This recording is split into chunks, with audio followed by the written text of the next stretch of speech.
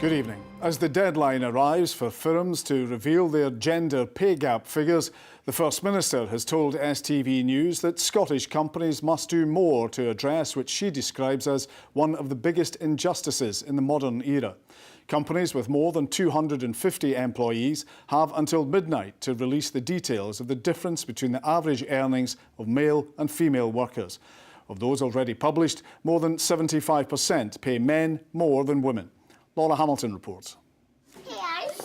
They're the next generation of Scotland's workforce, but if they were working today, the chances are one of these children would earn significantly more. And the reason for that difference? Their gender. What are you dressed up as? A workman. Workman? What does a workman do? Builds houses. A nurse. A nurse. Do you think that would be a good job? I want to be a doctor. Look, a policeman. A policeman? Uh-huh. By midnight tonight, all companies in the UK with more than 250 employees will have to publish their gender pay gap.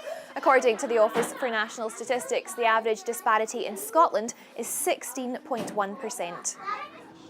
The gender pay gap figures are not the same as equal pay, which has been covered by legislation since 1970. The two terms are quite often being used interchangeably at the moment, when in fact they're quite different.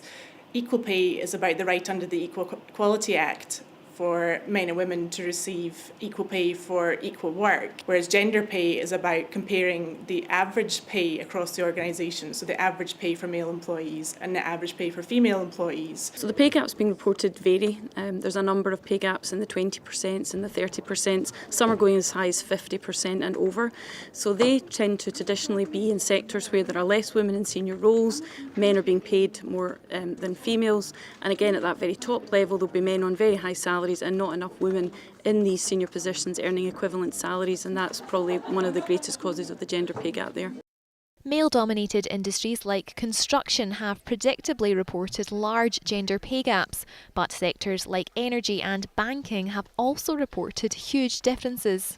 Until we can encourage more women into technical and senior roles, and also of course it includes part-time workers, which are more likely to be women, and all of those things skew the figures. In Scotland, the gender pay gap has been reducing and it's lower than it is in other parts of the UK, but there is still a long way to go. This is one of the big injustices of the modern era.